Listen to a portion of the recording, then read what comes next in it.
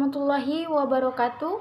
Sebelumnya perkenalkan, nama saya Lisna Mayanti, Stambuk A241200008. Saya dari Program Studi Pendidikan Fisika, Fakultas Keguruan dan Ilmu Pendidikan Universitas Tadulako. Pada kali ini saya akan membahas beberapa materi yang merupakan tugas ujian akhir semester perkembangan peserta didik. Pertama yaitu perkembangan anak usia dini atau TK dari aspek sosial, emosional, dan problematikanya. Anak-anak memiliki beberapa aspek perkembangan, salah satunya adalah aspek sosial emosional. Sosial dan emosional adalah dua kata yang memiliki makna yang berbeda, tetapi sebenarnya aspek sosial emosional ini tidak dapat dipisahkan. Hal ini dikarenakan kedua aspek ini saling bersinggungan satu sama lain.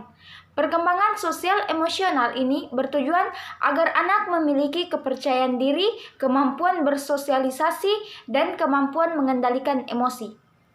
Optimalisasi perkembangan sosial emosional ini ditentukan oleh kualitas kerjasama antara orang tua, guru, dan lingkungan. Untuk optimalisasi perkembangan sosial emosional ini dapat dilakukan dengan mulai mengajak anak mengenal dirinya sendiri dan lingkungan. Proses pengenalan ini dapat berupa interaksi anak dengan keluarga yang akan membuat anak belajar membangun konsep diri. Juga dapat dengan cara bersama teman sebaya yang akan melatih dan meningkatkan kemampuan sosialisasi anak.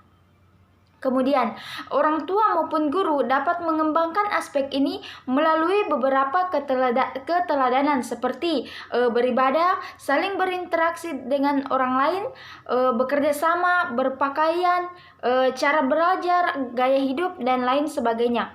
Semakin sering berperilaku sosial, emosional anak dilatih, maka kemampuan problem solvingnya pun akan semakin membaik.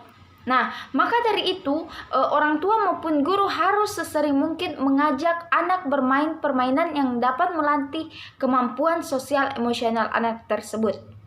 Orang tua dan guru dapat melakukannya melalui metode bercerita, bermain peran, dan lain sebagainya. Ketika orang tua maupun guru memberikan stimulasi dan intervensi yang baik serta didukung oleh lingkungan yang baik pula, maka kemampuan sosial emosional anak akan berkembang dengan optimal pula. Selanjutnya yaitu perkembangan anak berkebutuhan khusus dan problematika. Dapat kita ketahui bahwa anak berkebutuhan khusus adalah anak yang mempunyai keterbatasan atau keluarbiasaan, baik itu fisik, mental, intelektual, emosional, bahkan sosial, yang berpengaruh secara signifikan dalam proses pertumbuhan atau perkembangannya dibandingkan dengan anak-anak yang seusianya. Bervariasinya tipe anak berkebutuhan khusus dan masing-masing jenis tersebut mempunyai permasalahan yang berbeda, maka dibutuhkan penanganan khusus baik itu dari keluarga, lingkungan, sekolah, maupun intervensi medis maupun rehabilitasi medik, pendampingan psikologi agar anak bila diperlukan demi tercapainya pertumbuhan dan perkembangan yang optimal. Beberapa hal yang harus kita laksanakan agar hak anak berkebutuhan khusus agar tercapai pertumbuhan dan perkembangannya secara optimal adalah salah satunya orang tua harus rutin setidaknya berkonsultasi dengan tim tenaga medis terdekat yang mempunyai kompetensi dalam menangani kasus anak-anak berkebutuhan khusus secara integrasi psikologi dan spesialis lainnya sesuai jenisnya. Konsultasi ini sebaiknya terjadwal dan dengan perencanaan yang baik sehingga orang tua tidak mengalami kebingungan maupun kendala. Waktu dan biaya dapat diatasi, serta memasukkan anak ke sekolah yang sesuai dan mengembangkan potensi yang dimiliki oleh anak sehingga anak secara perlahan dapat hidup mandiri dan membutuhkan penanganan khusus agar bisa tumbuh dan berkembang secara optimal.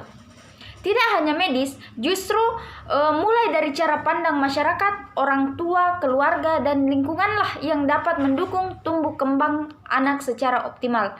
Diperlukan keyakinan luar biasa, motivasi, dan support dari berbagai pihak agar hak anak berkebutuhan khusus dapat terpenuhi. Dengan tercapainya tumbuh kembang optimal, maka diharapkan anak dapat hidup mandiri, mempunyai keterampilan pendukung yang bisa meningkatkan kualitas hidup anak di kemudian hari. Itu model pembelajaran yang paling baik yang dapat diterapkan pada anak usia dini atau TK, yaitu yang pertama yaitu belajar sambil bermain, di mana anak-anak usia dini memiliki ketertarikan untuk bermain. Maka ajaklah anak-anak TK belajar lewat permainan yang menyenangkan bagi mereka. Yang kedua yaitu belajar sambil bernyanyi. Nah, marilah ajari anak-anak TK untuk belajar lewat nyanyian, karena akan jauh lebih mudah bagi anak-anak untuk mempelajari suatu hal lewat satu lagu. Ciptakan lagu-lagu yang liriknya mengandung nilai-nilai positif untuk diajarkan kepada anak. Yang selanjutnya yaitu yang ketiga, dekatkan dengan alam. Artinya akan sangat membosankan bagi anak jika mereka belajar di dalam ruangan. Maka ajak anak tersebut untuk belajar di luar ruangan atau di alam bebas. Hal ini juga akan membantu anak tersebut berinteraksi dengan lingkungannya. Yang terakhir yaitu belajar berkelompok. Biasakan untuk mengajak anak-anak belajar berkelompok agar mereka bisa membiasakan berinteraksi dengan teman-teman seusianya. Nah, cara ini akan membuat anak-anak lebih bersemangat untuk belajar.